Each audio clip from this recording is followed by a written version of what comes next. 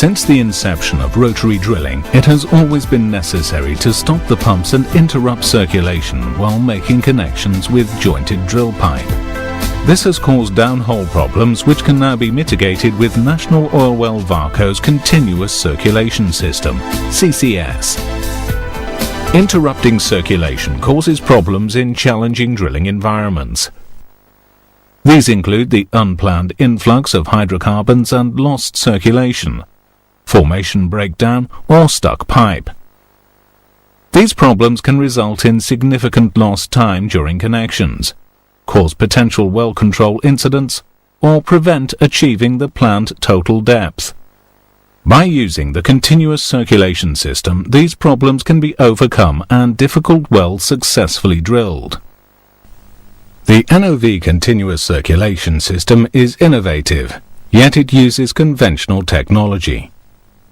The CCS rig floor package has a footprint of 5 feet by 6 feet and is 8 feet high with an extended height of 12 feet. Hydraulically powered, it combines 3 9-inch BOP bodies with upper pipe rams, middle blind rams and lower pipe rams, an iron roughneck snubbing device on top and retractable drill pipe slips attached to the bottom.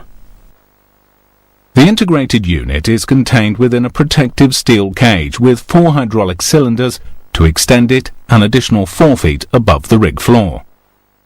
The system also includes a mud flow diverting manifold, which is tied into the high-pressure mud delivery line between the mud pumps and the standpipe manifold, a top drive connection tool, and dual-sided elevators which allows access to the drill pipe from opposite sides at the drill floor and the fingerboard. Together they allow the top drive saver sub to be made up to a drill pipe stand in the derrick. A hydraulic power unit and driller's console complete the package.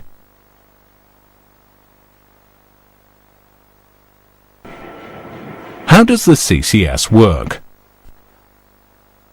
After installing the CCS over the drill pipe in the rotary table, the first step in making a connection is to pick up the drill string to position the tool joint at approximately the correct height above the rotary table. The next step is to raise the unit on its jacks and close the upper pipe rams above the tool joint.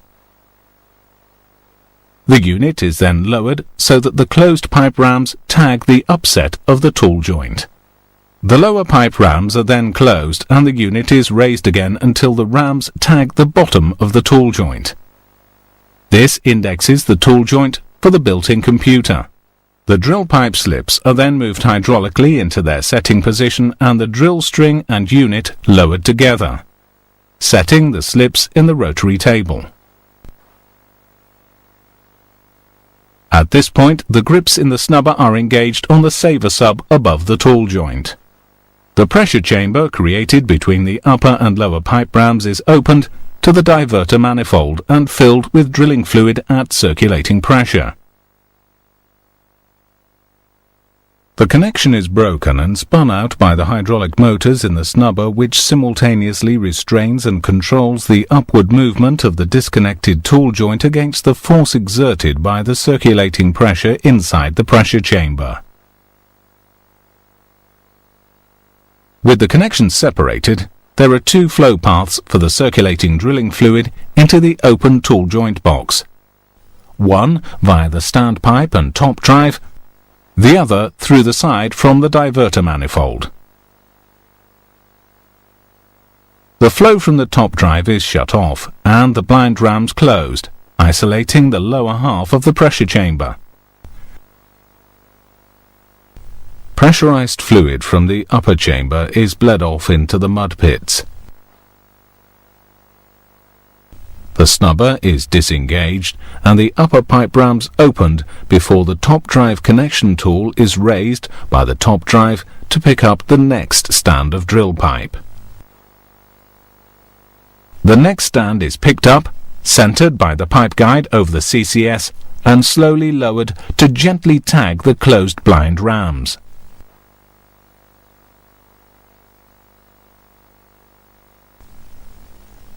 The snubber head engages and lifts the new stand a few inches. The upper pipe rams are closed and the upper chamber filled with fluid, equalizing the pressure between the upper and lower chambers. The blind rams are opened, re-establishing simultaneous mud flow through the standpipe and top drive, as well as through the side connection and down through the open drill pipe box. The snubber head pulls down the new stand and spins up the connection to a torque of around 10,000 foot-pounds.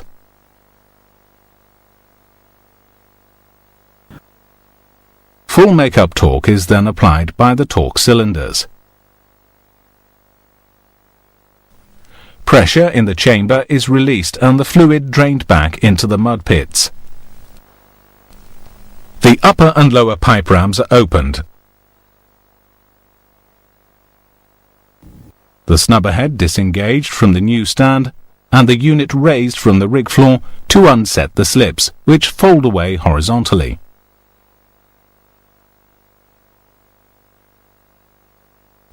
The unit is then lowered back to its resting position and drilling resumes. Using the CCS brings many benefits and advantages. One of them is to drill formations that have a narrow pore pressure frac pressure window. On this graph of depth versus pressure in the well bore, the red line represents the formation pore pressure, the blue line the fracture pressure. The green line is the equivalent circulating density, or ECD, of the circulating drilling fluid, and shows the steady state conditions when drilling ahead. The ECD, or bottom hole circulating pressure, is the sum of the hydraulic or static head of the drilling fluid, plus the friction pressure created by the circulating drilling fluid in the annulus and any surface choke back pressure. Conventionally, when the pumps are stopped to make a connection, the dynamic friction component is removed and the bottom hole pressure reverts to the hydraulic head of the static drilling fluid column. Similarly, when the pumps are restarted, the circulating friction component re-establishes the ECD. In many drilling environments, there's sufficient difference between the pore pressure and the fracture pressure to permit drilling without significant problems. However, when the pore pressure is higher than normal and the pumps are stopped, the lower bottom hole pressure may allow hydrocarbons to flow into the well bore, thus creating the conditions for a kick and a potential blowout. This situation can be avoided by increasing the mud weight sufficiently to make sure that the hydraulic head of the static mud column is high enough to control the pore pressure when circulation is stopped. When the formation fracture pressure is lower than normal, a fracture may be induced when the pumps are on, creating partial or even total fluid losses. Lost circulation can result in stuck drill pipe, the flow of fluid into the formation pushing the drill pipe into the side of the well bore, or from the build-up of uncirculated well bore solids. If a fracture is induced and the losses are high enough, the circulating pressure in the well bore, and hence the ECD, can be reduced significantly. This can create the well bore conditions for a kick or blowout, even in normally pressurized reservoirs. The worst of all scenarios is where the pore pressure and fracture pressure gradients are very close or have a very narrow window between them. In this case, when drilling conventionally, it's possible that taking an influx of fluid or inducing a fracture can't be avoided. To try to overcome the problem, techniques such as pumping lost circulation material or cement to seal the induced fracture may allow drilling to proceed. However, after drilling ahead, the problem may recur lower in the formation and require placement of multiple cement plugs. Maintaining uninterrupted circulation and steady-state ECD conditions can provide a solution to drilling in these difficult formations. Drilling with the continuous circulation system may be the only way to achieve the planned target depth of the well. With the CCS, walking the line can be more tightly controlled than with traditional stop-start drilling technology. The first field application of the system took place on a rig in southern Italy. It was deployed by the Italian oil company Eni S.p.A. Eni will use the CCS in oil fields that it is developing in the Caspian, North Africa, and have already completed one project in the Mediterranean, where serious drilling problems have prevented them reaching the target reservoir formation. Most of these locations are logistically remote, with high operating costs. Therefore, the company decided to test and prove the system in an accessible and benign application, the Val d'Agri field in southern Italy. The village of Val d'Agri is in the Basilicata region of southern Italy, about 2 hours' drive southeast of Naples. This picturesque rural area depends on a mixture of agriculture, tourism, and oil and gas production to sustain the local economy. The area has many historical and archaeological sites, including the Roman ruins at Grumentum, which are maintained with financial assistance to which Eni is a contributor. The area is also a centre for Eni drilling and production operations.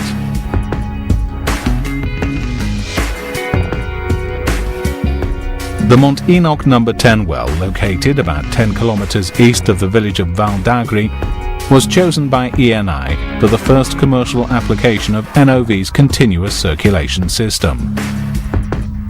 Mont Enoch 10 is one of several wells drilled to develop the reservoir beneath the Lucano Apennine Mountains. The drilling plan for the well included using the CCS when drilling out the 13 3/8 casing shoe, building angle and drilling the tangent section, a total of 900 metres of 12 1/4 inch hole. The CCS was installed just before drilling out the casing shoe. Over 800 metres of 12 1/4 inch hole were drilled with the CCS, building angle from vertical to an inclination of 35 degrees and continuing in the tangent section. Some 82 connections were made with the CCS while drilling or tripping, without interrupting circulation. Having seen the principles behind the CCS and the advantages it brings, let's look at the system in action at Mont Enoch. To begin the operation, the CCS is positioned over the well centre on the rig floor. The pipe rams are closed, the tool joint indexed, and the slip set. The pressure chamber is created by the pipe rams being closed around the drill pipe above and below the tool joint. With pressure now equalized inside and outside the drill string by opening the sideline to the diverter manifold, the connection is broken and the blind rams closed to split the chamber into upper and lower sections. Pressure is released and fluid drained from the upper chamber, allowing the saver sub to be removed to pick up and insert a new stand. While the connection is broken, there is uninterrupted drilling fluid flow from the rig pumps through the diverter manifold into the lower chamber and down through the open box end of the tool joint. To complete the operation, the new stand is lowered to gently tag the closed blind rams. The upper pipe rams are closed and the snubber grips re-engaged.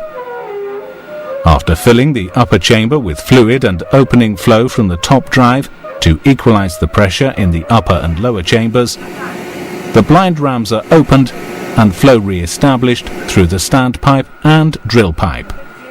The new stand is then lowered and the drill pipe pin and box spun together and made up to the correct torque by the snubber. Pressure in the chamber is released and fluid drained into the mud pits, before both upper and lower pipe rams are opened and the snubber disengaged. The CCS is raised, unseating the slips, allowing normal drilling operation.